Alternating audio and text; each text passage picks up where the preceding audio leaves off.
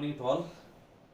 Now I am starting with one of the important chapter in income tax 2, second income tax, that is assessment of partnership firm. So far as last class is concerned, we have been discussed with capital gain, income from other sources, then income from assessment of individual, assessment of HUF also, total income, assessment of individual, assessment of HUF, assessment of firm. These three are the total income. You ಮೂರು ಏನಿರ್ತಾವ total incomes ಅದಲ್ಲ ಅಂತ. Then assessment of partnership firm. Then individual partner is not held liable for payment of tax. In the hands of share of income from partnership firm is exempt from tax. ನೀವು partner ಆಗಿದ್ರೆ partnership firm ಲಿಂದ ನಿಮಗೆ income ಬಂದ್ರೆ ನೀವು tax ಕಟ್ಟದ ಅವಶ್ಯಕತೆ ಇಲ್ಲ. ಯಾಕೆ ಕಟ್ಟದ ಅವಶ್ಯಕತೆ ಇಲ್ಲ ಅಂದ್ರೆ ಫರ್ಮ್ನವ್ರು ಕಟ್ಟಿರ್ತಾರ. ಫರ್ಮ್ನವ್ರು ಕಟ್ಟಿದ ನಂತರ divided by number of partners ಮಾಡಿದ್ರೆ partners are not liable for payment of tax on the incomes which have been already got divided from the partnership firm. partnership firm ಇಂದ ಕ್ಯಾಲ್ಕುಲೇಷನ್ ಮಾಡಕತ್ತೀವಿ ನಾವು, ಇಂಡಿವಿಜುವಲ್ ಅಸೆಸ್ಮೆಂಟ್ ಮಾಡ್ತಾ ಇಲ್ಲ. ನಿಮ್ಮ hand outs open ಮಾಡ್ರಿ, hand out ನಲ್ಲಿ theory ಕೊಟ್ಟ ನೋಡ್ರಿ, ಒಂದು 2 ಪೇಜ್ ಥಿಯರಿ ಇದೆ. Assessment of firm, then meaning it refers to computing total taxable income of the partnership firm with all the heads of income by following the provisions of tax. ಇಲ್ಲಿ income tax act provisions follow ಮಾಡಿ. This is resemble 90% resemble to income from business head.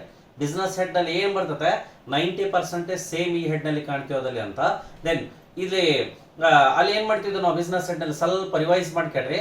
Net profit as per P and L account ಅದಲ್ಲಿ ಅಂತ ಅಂತೀವಿ. Add inadmissible expenditure, debit side ನಲ್ಲಿ business ಸಂಬಂಧ ಎಲ್ಲ ಇರ್ದಿದ್ರೆ add ಮಾಡ್ತಿದ್ವಿ, ಇಲ್ಲಿ ಕೂಡ ಸೇಮ್ ಮಾಡಬೇಕು. ಕ್ರೆಡಿಟ್ ಸೈಡ್ ನಲ್ಲಿ ಬಿಸ್ನೆಸ್ ಸಂಬಂಧ ಇಲ್ಲ ಇರ್ದಿದ್ರೆ less incomes relating to other heads and exempted income ಮಾಡ್ತಿದ್ವಿ. Less depreciation as per rules ಮಾಡಿದ್ಮೇಲೆ ನೆಟ್ ಇನ್ಕಮ್ ಫ್ರಮ್ ಬಿಸ್ನೆಸ್ ಬರ್ತಿತ್ತು. ಬಟ್ ಆ ಲೆವೆಲ್ಗೆ ಏನ್ ಅನ್ಬೇಕು, ಬುಕ್ ಪ್ರಾಫಿಟ್ ಅನ್ಬೇಕು. ಲೆಸ್ ಅಲ್ಲಿ ಏನಂದ್ರೆ ಅಲೋಯಬಲ್ ಎಕ್ಸ್ಪೆನ್ಸಸ್, ಇಲ್ಲಿ remuneration to partners are under section 40B ಅಂತ ಒಂದು ಸ್ಮಾಲ್ 3-4 ಲೈನ್ ಮಾಡ್ತೀವಿ ಅಷ್ಟೇ, ಬೇರೆ ಏನು ಚೇಂಜಸ್ ಇಲ್ಲ, ಎಲ್ಲವೂ ಸೇಮ್ ಅದಲ್ಲಿ ಅಂತ ನೋಟ್ ಮಾಡ್ತೀವಿ. ಬಟ್ ಆದ್ರೆ ಫಾರ್ಮೆಟ್ ನೋಡಿ. ಬುಕ್ ಪ್ರಾಫಿಟ್ ಕೇಳೋಣ ಎಕ್ಸಾಮ್ ನಲ್ಲಿ, what you mean by book profit ಅಂತ. It is a profit which is arriving after consideration of inadmissible expenses and remuneration to partner and also consideration of incomes relating to other heads and exempted income after depreciation. Format in there ಅಂದ್ರೆ inadmissible add ಮಾಡಿ, then incomes relating to other heads and exempted income less ಮಾಡಿ, depreciation ಕೂಡ less ಮಾಡಿದ್ಮೇಲೆ ಏನು ಬರ್ತದೆ ಅದೇ book profit ಅದಲ್ಲ ಅಂತ format. Computation of total taxable income of the firm for the assessment year 2019 and 2020 ನಿಮಗೆ ಬರೋದು. Then particulars to amount column same ರೀ. Income from house property provision same, let out property also same, SOP also same. Next income from business, net profit as per P and L account. P and L account ಪ್ರಕಾರ net profit same ತಗಂತೀವಿ. add inadmissible expenses and remuneration to partners, ಇದು ಒಂದೇ extra. add inadmissible expenses and remuneration to partner ಅಂದ್ರೆ remuneration ಅಂದ್ರೆ ಏನು, salary wages, salary ಕೊಟ್ರೆ, salary commission bonus ಕೊಟ್ರೆ, ಅಲ್ಲಿ ಓನರಿಗೆ ಕೊಟ್ರೆ ಸ್ಯಾಲ್ರಿ ಟು ಪ್ರೊಪರೈಟರ್ ಇದ್ರೆ ಇನ್ಅಡ್ಮಿಸಿಬಲ್ ಆಗ್ತಿತ್ತು. ಅದೇ ತರ ಇಲ್ಲಿ ಪಾರ್ಟ್ನರ್ಸ್ಗೆ ಸ್ಯಾಲ್ರಿ ಕೊಟ್ರೆ, ಪಾರ್ಟ್ನರ್ ಕಮಿಷನ್ ಕೊಟ್ರೆ, ಪಾರ್ಟ್ನರ್ಗೆ ಬೋನಸ್ ಕೊಟ್ರೆ ಇನ್ಅಡ್ಮಿಸಿಬಲ್ ಜೊತೆಗೆ ಅದು ಕೂಡ ಇನ್ಅಡ್ಮಿಸಿಬಲ್ ಅಂತಾನೆ ತಗೋಬೇಕು. Next less incomes relating to other heads and exempted income same ರೀ. Less depreciation as per rules under section 32. ಇಲ್ಲಿವರೆಗೆ ಬಿಸ್ನೆಸ್ ಹೆಡ್ ಸೇಮ್, ಇದಕ್ಕೇನಂತ ಟ್ರೀಟ್ ಮಾಡ್ತೀವಿ, ಬುಕ್ ಪ್ರಾಫಿಟ್ ಅದಲ್ಲಂತ ನಾವು ಟ್ರೀಟ್ ಮಾಡ್ತೀವಿ. Less remuneration to working partners or under section 40B whichever is least. 40B is a section which tells about the how much remuneration have to paid to partners according to tax act. income tax act ಪ್ರಕಾರ ಎಷ್ಟು ನಾವು reasonable ಕೊಟ್ಟಿದ್ರೆ ಎಷ್ಟು ಕೊಡಬೇಕು reasonable ಅದಲ್ಲ ಅಂತ ಇಲ್ಲಿ consideration ಮಾಡ್ತೀವಿ. ಇದು ಒಂದೇ ಎಕ್ಸ್ಟ್ರಾ ನೋಡಿ, ಬೇರೆ ಏನಿಲ್ಲ. remuneration to working partners on some XX ಅದಲ್ಲ ಅಂತ or under section 40B small vary whichever is least. ಎರಡರಲ್ಲಿ ಕಡಿಮೆ ಯಾವ್ದು ಇರ್ತದೆ, ಬುಕ್ ಪ್ರಾಫಿಟ್ ಲೆಸ್ ಮಾಡಿದ್ರೆ ಇನ್ಕಮ್ ಫ್ರಮ್ ಬಿಸ್ನೆಸ್, ಇದು ಒಂದೇ ಚೇಂಜ್, ಬೇರೆ ಯಾವುದು ಚೇಂಜ್ ಇಲ್ಲ. ಯಾವ್ದು ಚೇಂಜ್ ನಾವು ರೆಮ್ಯುನರೇಷನ್ ಟು ಪಾರ್ಟ್ನರ್ಸ್ ಮೇಲೆ ಇನ್ಅಡ್ಮಿಸಿಬಲ್ ಅದಲ್ಲ ಅಂತ ಆಡ್ ಮಾಡಬೇಕು. ಸ್ಯಾಲ್ರಿ ಕಮಿಷನ್ ಬೋನಸ್ ಇದ್ರೆ ಪಾರ್ಟ್ನರ್ಸ್ಗೆ. ನೆಕ್ಸ್ಟ್ ವರ್ಕಿಂಗ್ ಇರಲ್ಲ ನಾನ್ ವರ್ಕಿಂಗ್ ಇರಲ್ಲ ರೀ ಆಡ್ ಮಾಡ್ಕೋಬೇಕು. ಲೆಸ್ ಮಾಡಿದ ಯಾವುದು, ರೆಮ್ಯುನರೇಷನ್ ಟು ವರ್ಕಿಂಗ್ ಪಾರ್ಟ್ನರ್. ನೆನ್ಪಿಡ್ರಿ, ಮೇಲೆ ಇನ್ಅಡ್ಮಿಸಿಬಲ್ ಮಾಡ್ಬೇಕಾದ್ರೆ ಎಲ್ಲಾ ಪಾರ್ಟ್ನರ್ಸ್ದು ಸ್ಯಾಲ್ರಿ ಕಮಿಷನ್ ಬೋನಸ್ ಎಲ್ಲಾ ಪಾರ್ಟ್ನರ್ಸ್ ಆಡ್ ಮಾಡ್ತೀವಿ. ಲೆಸ್ ಮಾಡ್ಬೇಕಾದ್ರೆ ವರ್ಕಿಂಗ್ ಪಾರ್ಟ್ನರ್ಸ್ ಅಷ್ಟೇ. remuneration to working partner or under section 40B whichever is least ಅದಲ್ಲ ಅಂತ. then capital gain same provisions, income from other sources also same provision. gross total income ಅದಲ್ಲ ಅಂತ ಮಾಡ್ತೀವಿ total. Less deduction under section 80 total taxable income less ಮಾಡಿದ ನಂತರ notes ಇದು important ಕೆಳಗಡೆ ನೋಡ್ರಿ remuneration to partner includes the follow ಏನೇನು ಇರ್ತದೆ remuneration salary to partner commission to partner bonus to partner ಮೊದಲು ಆಡ್ ಮಾಡಬೇಕಾದ್ರೆ ಎಲ್ಲರದು ವರ್ಕಿಂಗ್ ನಾನ್ ವರ್ಕಿಂಗ್ ಎಲ್ಲರದು ಏನು ಹೇಳಿಲ್ಲ ಅಂದ್ರೆ ಆಲ್ ಆರ್ ವರ್ಕಿಂಗ್ ಪ್ರಾಬ್ಲಮ್ ಏನು ಹೇಳಿಲ್ಲ ಅಂದ್ರೆ all are working next interest on capital or interest on loan interest on capital or interest on loan ಇದ್ರೆ ಇಂಟ್ರೆಸ್ಟ್ ಆನ್ ಕ್ಯಾಪಿಟಲ್ ಎಷ್ಟು ಕೊಟ್ಟಿರ್ತಾರೆ ಇನ್ನರ್ ಕಾಲಮ್ ತಗೊಂಡು less exempt up to 12%. Interest into 12 divide by given rate ಮಾಡಿದ್ರೆ ಎಷ್ಟು ಬರ್ತದೆ ಅಷ್ಟು less ಮಾಡಿ remaining is taxable ಅಂದ್ರೆ interest on capital interest on loan exempt up to 12% ಅದಲ್ಲಿ ಅಂತ ಅರ್ಥ ಕ್ಯಾಲ್ಕುಲೇಷನ್ ಈಗ ಇಂಟ್ರೆಸ್ಟ್ ರೇಟ್ ಕೊಟ್ಟಿದ್ದಿಲ್ಲ ಕ್ಯಾಪಿಟಲ್ ಕೊಟ್ಟಿರ್ತಾನ್ರಿ ಅವಾಗ ಏನ್ ಮಾಡ್ತೀವಿ interest divide by capital into 100 ಮಾಡಿದ್ರೆ ರೇಟ್ ಬರ್ತದೆ ರೇಟ್ 12 ಕಿಂತ ಜಾಸ್ತಿ ಆದ್ರೆ ಲೆಕ್ಕಕ್ಕೆ ತಗೊಂಡು ರಿಫರೆನ್ಸ್ ಟ್ಯಾಕ್ಸಬಲ್ 12 ಕಿಂತ ಕಡಿಮೆ ಬಂತಂದ್ರೆ whole sum is exempt from tax ಅದಲ್ಲಿ ಅಂತ next calculation of remuneration section 40B ಹೆಂಗ್ ಕ್ಯಾಲ್ಕುಲೇಷನ್ ಮಾಡ್ತೀರಿ calculation of remuneration section 40B for first 3 lakh rupees of book profit 90% for remaining book profit 60%. ಈಗ for example assume to be first 3 lakh rupees of book profit clear ಈಗ book profit ನಮಗೆ ಎಲ್ಲಾ calculation ಮಾಡಿದ್ಮೇಲೆ book profit ರೀ book profit ಒಂದು 4 ಲಕ್ಷ ಬಂತ ಅಂತ ಕೊಡಿ book profit 4 lakh rupees book profit ಅಲ್ಲೇನಂತನ for first 3 lakh rupees of book profit 90% ಇಲ್ಲಿ for first 3 lakh rupees of book profit 90% ಅಂದ್ರೆ 3 lakh rupees ಇಂಟು 90% ಮಾಡಿದ್ರೆ ಎಷ್ಟು 2,70,000. Then remaining book profit for remaining book profit 60% ಅದಲ್ಲಿ ಅಂತ ಹೇಳ್ತೀವಿ.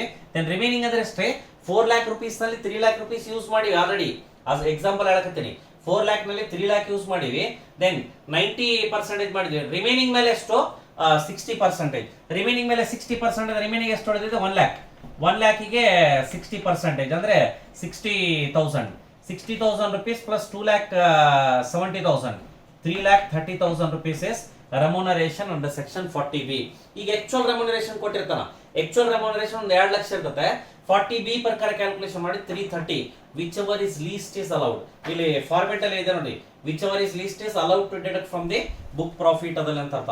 ಇನ್ನೊಂದು ಏನಂತ ನೋಡಿ if calculated amount of section 40B is less than 1,50,000 it is restricted to 1,50,000. more provisions more things are there. ಈ ಕ್ಯಾಲ್ಕುಲೇಷನ್ ಮಾಡಿದ ನಂತರ ಇದು 330 ಬಂದತೆ 330 ಬಂದಿದೆ.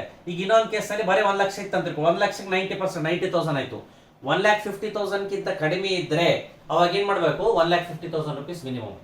Next in case of book loss remuneration should be 1 lakh ಅಂದ್ರೆ 1,50,000 ಕಿಂತ ಕಡಿಮೆ ಇದ್ರೇನು 1,50,000 ರೂಪಾಯಿ ತಗೋಬೇಕು. ದೆನ್ ಬುಕ್ ಪ್ರಾಫಿಟ್ ಬರೋದು ಬುಕ್ ಲಾಸ್ ಬಂತು ಅಂದ್ರೆ ಕೂಡ 1,50,000 rupees ಕಾಮನ್ ಅದಲ್ಲಿ ಅಂತ. Next provisions of under and over valuation of stock ಇದು ನಿಮಗೆ ಮ್ಯಾನೇಜ್ಮೆಂಟ್ ಅಕೌಂಟಿಂಗ್ ನಲ್ಲಿ ಕೂಡ ಹೆಲ್ಪ್ ಆಗ್ತದೆ. Under valuation of stock over valuation of stock under valuation of opening stock closing stock over valuation of opening stock closing stock ಇದರಲ್ಲಿ provisions of under and over valuation of stock under valuation of closing stock under ಅಂದ್ರೆ ಕಡಿಮೆ ಮಾಡಿರ್ತಾರೆ closing ಕಡಿಮೆ ಮಾಡ್ಯಾರ ಅಂದ್ರೆ add ಮಾಡ್ಕೋಬೇಕು under valuation of closing stock add ಮಾಡ್ಕೋಬೇಕು ಅಂದ್ರೆ ಓಪನಿಂಗ್ ಸ್ಟಾಕ್ ಅಲ್ಲಿ ಏನಂತಂದ್ರೆ under valuation of closing stock add ಮಾಡ್ತೀವಿ under valuation of over valuation of closing stock ಏನ್ ಮಾಡಬೇಕು ಲೆಸ್ ಒಂದು ಗೊತ್ತಿರ್ಬೇಕ್ರಿ ಕ್ಲಿಯರ್ ಇಲ್ಲಿ under valuation of closing stock then over valuation of closing stock then under valuation of opening stock over valuation of opening stock ಇದೇನ್ ಮಾಡ್ಬೇಕಾದ್ರೆ ಅಂತ ಹೇಳ್ತೀವಿ under valuation of closing stock add ಮಾಡ್ಕೋಬೇಕು ಇನ್ಕಮ್ ಆಡ್ ಮಾಡ್ಕೊಂತೀವಿ. The next under valuation of opening stock closing stock add ಮಾಡ್ಕೊಂತೀವಿ over valuation ಇದ್ರೆ less ಮಾಡಬೇಕು under valuation ಇದ್ರೆ ಆಡ್ ಮಾಡಬೇಕು ಓವರ್ ವ್ಯಾಲ್ಯೂಯೇಷನ್ ಇದ್ರೆ ಲೆಸ್ ಮಾಡಬೇಕು. Clear under valuation of closing stock add ಮಾಡಿದ್ವಿ ಅಂದ್ರೆ under valuation of opening stock deduct ಮಾಡ್ತೀವಿ. Then under valuation of opening stock deduct ಮಾಡ್ತೀವಿ ಅಂದ್ರೆ over valuation of closing stock add ಮಾಡಬೇಕು ಒಂದು ಗೊತ್ತಿರ್ಬೇಕ್ರಿ under valuation of closing stock ಇದ್ರೆ add ಮಾಡಬೇಕು over valuation ಇದ್ರೆ ಲೆಸ್ ಮಾಡಬೇಕು. Then under valuation of closing stock add ಮಾಡ್ತೀವಿ ಅಂದ್ರೆ under valuation of opening stock less under valuation of opening over valuation of opening stock add ಇಷ್ಟ ನಮಗೆ provisions ಗೊತ್ತಿರಬೇಕು ಅದರಂತ. ಇಷ್ಟು ಪ್ರಾವಿಷನ್ ಗೊತ್ತಿದ್ರೆ 40B ಕೂಡ ಇಂಪಾರ್ಟೆಂಟ್ ನಮಗೆ. ರೆಮ್ಯುನರೇಷನ್ ಟು ಪಾರ್ಟ್ನರ್ಸ್ ಅಂದ್ರೆ ಏನು ಅದಲ್ಲ ಅಂತ ಒಂದು ಪ್ರಾಬ್ಲಮ್ ನೋಡೋಣ ಇದರಲ್ಲಿ. ಎಕ್ಸರ್ಸೈಸ್ 21 ಸ್ವಲ್ಪ ಪೇಜಸ್ ನಲ್ಲಿ ಡಿಫರೆನ್ಸ್ ಇರಬಹುದು. ಎಕ್ಸರ್ಸೈಸ್ 21 ಈ ಬುಕ್ ನಲ್ಲಿ page number 517.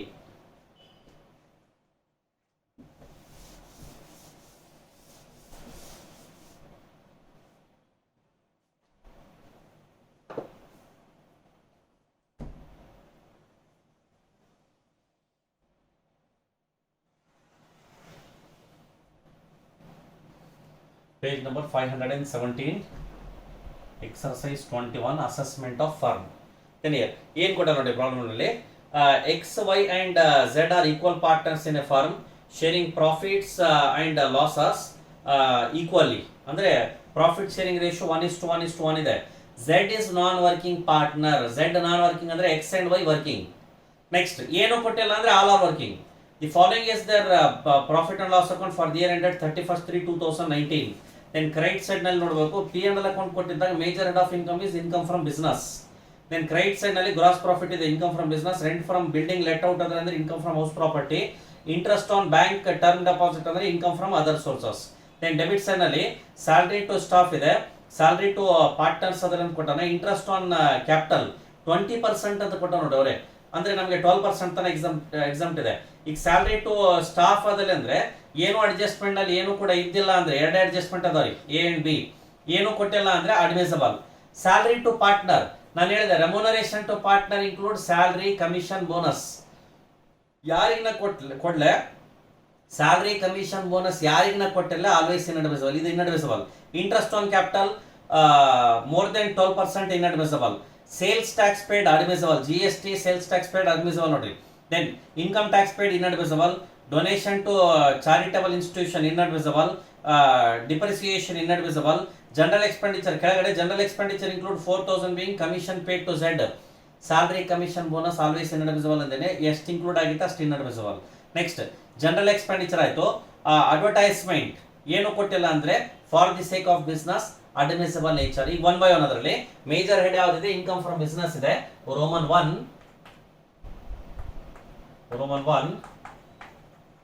Income from business. Income from business below at net profit as per P&L account. Net profit as per P&L account. Net profit as per P&L account. ಎಷ್ಟಿದ್ದಾರೆ inner column ನಲ್ಲಿ? Net profit as per P&L account 86,400. Inner column ನಲ್ಲಿ 86,400. Add inadmissible expenses. Inadmissible expenses. ಈಗ salary to staff ಏನು include ಆಗಿಲ್ಲ, admissible nature already ಗೊತ್ತಿದೆ. Business ಅಡ್ರಿ. Salary to partners, ಈಗ owners ಗೆ ಸ್ಯಾಲರಿ ಕೊಟ್ಟರೆ ಹೆಂಗ್ ಇನ್ಅಡ್ಮಿಸಬಲ್ ಮಾಡ್ತಿದ್ವಿ, ಇಲ್ಲಿ ಕೂಡ ಇಲ್ಲಿ ರೆಮ್ಯುನರೇಷನ್ ಟು ಪಾರ್ಟ್ನರ್ ಅಂತ ಬರ್ಸ್ಬಿಟ್ಟಿನಿ. ಇಲ್ಲಿ ಇನ್ನೊಂದು ಬರ್ಕೊಟ್ರಿ ಇದರಲ್ಲಿ inadmissible expenses and remuneration to partners. Remuneration to partners. Remuneration to partners ಯಾವ್ದಿದೆ ಅದರಲ್ಲಿ? Salary to partner, salary to X and Y 60,000. Salary to X and Y inside the inner column 60,000. Salary to X and Y 60. Next, interest on capital 12% ತನ exempt ಇದೆ. Interest on capital ಎಷ್ಟಿದೆ? Interest on capital 20% ಕೊಟ್ಟನ. Bracket ನಲ್ಲಿ 20,000 into 12 divided by given 20. Then here 20,000 into 12 divided by 20 ಮಾಡಿದರೆ 12,000 rupees. Here inside the inner column ಕಿಂತ ಒಳಗಡೆ, inside the inner column ಕಿಂತ ಒಳಗಡೆ here ಸ್ವಲ್ಪ ಇದರಲ್ಲಿ ಎರೇಸ್ ಮಾಡ್ತೀನಿ ನೋಡ್ರಿ. ಎಷ್ಟಿದೆ ಫಸ್ಟ್ ಕೊಟ್ಟಿದ್ದಂಥದ್ದು 20,000 ಲೆಸ್ exempt 12%. ಬ್ರಾಕೆಟ್ ನಲ್ಲಿ 20,000 into 12 ಡಿವೈಡೆಡ್ ಬೈ 20 ಅಂದರೆ 12,000. ಈ 12,000 ಆದಮೇಲೆ ಇನ್ಸೈಡ್ ದಿನ ಕಾಲಮ್ ಈಗ ಬರಬೇಕು. 8,000 is taxable. 8,000 is taxable. Next ಮತ್ತೇನಂತ ಅದಾದ್ಮೇಲೆ sales tax paid admissible, income tax paid inadmissible 2,000. Income tax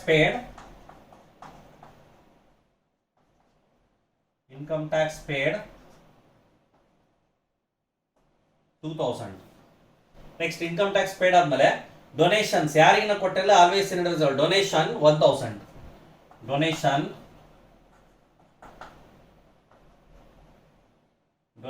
1,000.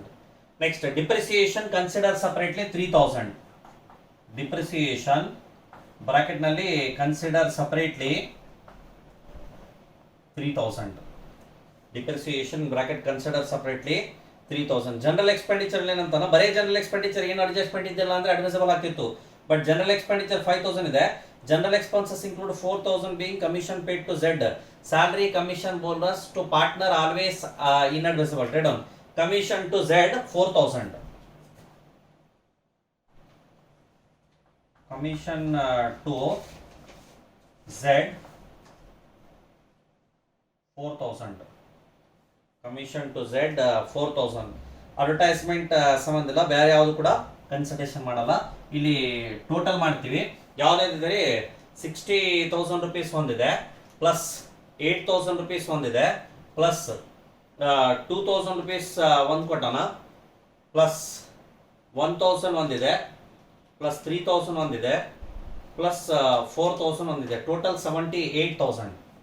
ಎನಿಯರ್ total 78,000.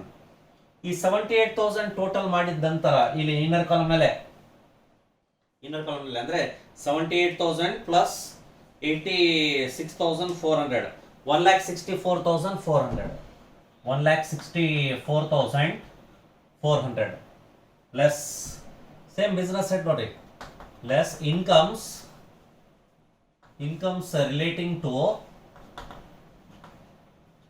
relating to other heads and exempted incomes. Incomes relating to other heads and exempted incomes.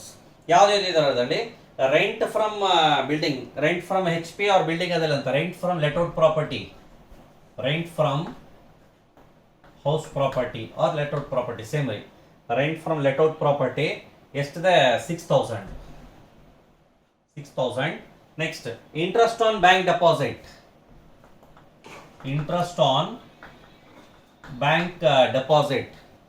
interest on bank deposit 2,000. interest on bank deposit 2,000 ಎರಡೇ ಇರೋದು. then 8,000 rupees 8,000 1,64,400 minus 8,000 1,56,400. inner column itself 1,56,400 less depreciation as per rules under section 32 ಎಷ್ಟಿದೆ depreciation 4,000 rupees ಇದೆ. 4,000 rupees depreciation 4,000. then 1,52,400 1,52,000. Business head ಆದ್ರೆ ಏನ್ ಮಾಡ್ತಿದ್ವಿ, ಇದೇ income from business ಮಾಡ್ತಿದ್ವಿ. But ಇದಕ್ಕೆ ಏನನ್ಬೇಕು ಇಲ್ಲಿ ಬುಕ್ ಪ್ರಾಫಿಟ್. ಇಲ್ಲಿವರೆಗೆ ಸೇಮ್ ನೋಡಿ, ಬುಕ್ ಪ್ರಾಫಿಟ್ 90% ಪ್ರಾಬ್ಲಮ್ ಸಾಲ್ವ್ ಆಯ್ತು. ಈಗ ಬುಕ್ ಪ್ರಾಫಿಟ್ ಲೆಸ್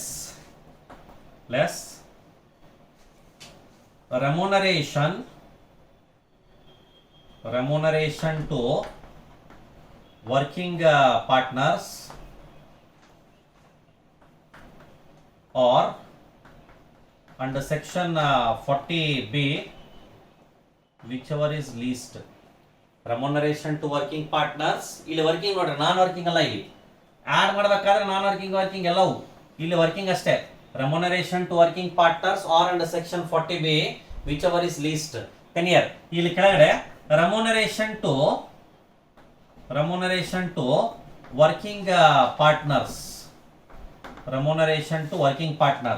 ಯಾರದಾರ ವರ್ಕಿಂಗ್ ಅದರಲ್ಲಿ ಮೇಲೆ Z is ನಾನ್ ವರ್ಕಿಂಗ್ ಅಂದ್ರೆ X and Y is working. ಅಲ್ಲಿ salary to X and Y 60,000 ಇದೆ. ಇಲ್ಲಿ ತಗೊಂಡ್ರೆ ಸ್ಯಾಲರಿ to X and Y inside the inner column. Salary to X and Y 60,000. Salary to X and Y 60.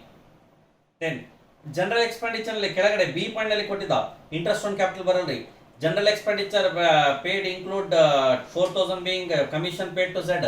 ಇಲ್ಲಿ remuneration ಅಂದ್ರೆ salary commission bonus, but Z is non working partner, not a working partner ತಗೋಬಾರ್ದು. ಇಲ್ಲಿ remuneration to working partner ಎಷ್ಟಾಯ್ತು 60,000. Or under section 40B, under section 40B ಇಲ್ಲಿ ಏನಂತಂದ್ರೆ 40B provisions ಪ್ರಕಾರ for first 3 lakh rupees of book profit 3 lakh ಗಿಂತ ಹೆಚ್ಚಿದ್ರೆ 3 lakh ತನಕ ತಗಂತೀವಿ first, but ಅಲ್ಲಿ ಎಷ್ಟೈತೆ 150 to 400 ಇದೆ. then here for 1,52,400 of book profit 90%. For 1,52,400 rupees of book profit, 1,52,400 into 90%. Remaining question ಬರಲಿ 1,37,160. 1 lakh ಇಲ್ಲೇ inner column 1,37,160 inside inner column ಕಿತ್ತ ಒಳಗಡೆ. then here ಇಲ್ಲಿ ಒಂದು provision ಓದಿದ್ವಿ, if calculated 40B is less than 1,50,000 it is restricted to 1,50,000 itself. then here ಇಲ್ಲಿ ಏನು ಬರೆಯಬೇಕು 40B restricted to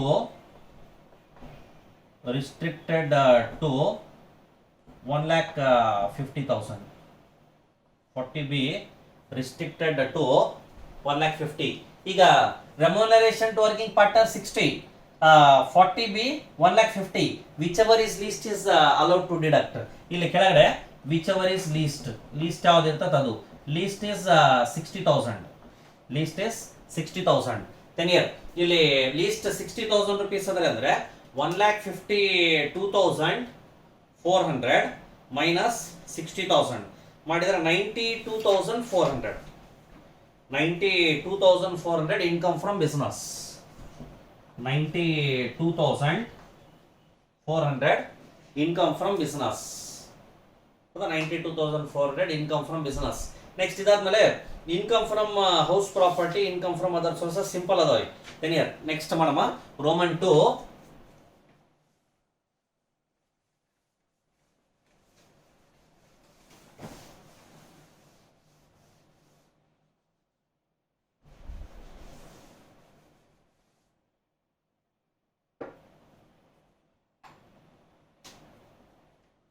Roman 2 income from house property. First ಇದೇ ಮಾಡ್ಬೇಕಂತೆಲ್ಲ, ಬೇಜಾರ್ ಹೆಡ್ ಯಾವ್ದನ್ನ ತಗೋಬಹುದು.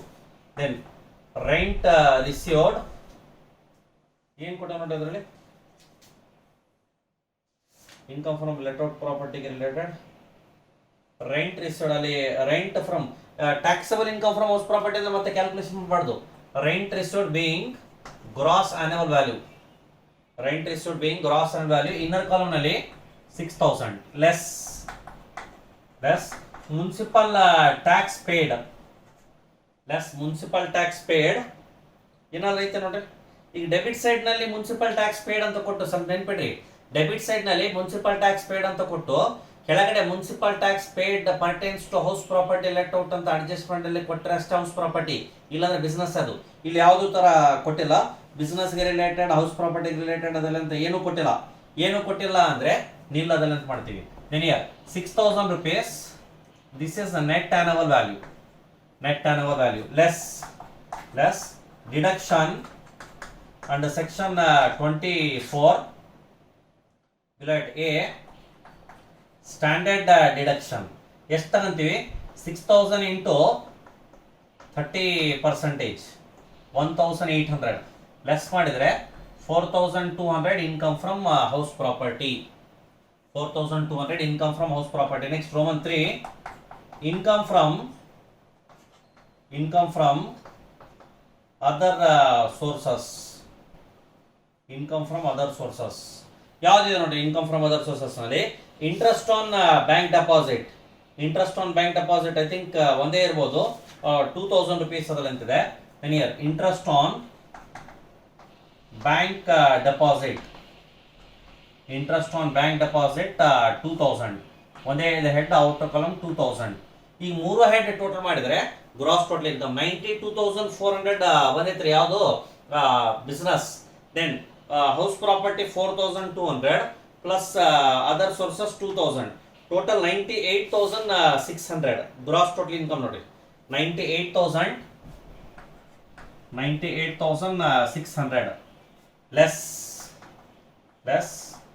ಇದು ಗ್ರಾಸ್ ಟೋಟಲ್ ಇನ್ಕಮ್ ಆಯ್ತು. GTI less deduction under section 80, LIC premium ಇದ್ರೆ, ಕಾಂಟ್ರಿಬ್ಯೂಷನ್ ಟು PPF ಇದ್ರೆ, ದೆನ್ NSC ಪರ್ಚೇಸ್ ಏನಾದ್ರೂ ಇದ್ರೆ, ಯಾವುದು ಕೂಡ ನೋಡಿ 80C ರಿಲೇಟೆಡ್ ಯಾವುದಿಲ್ಲ.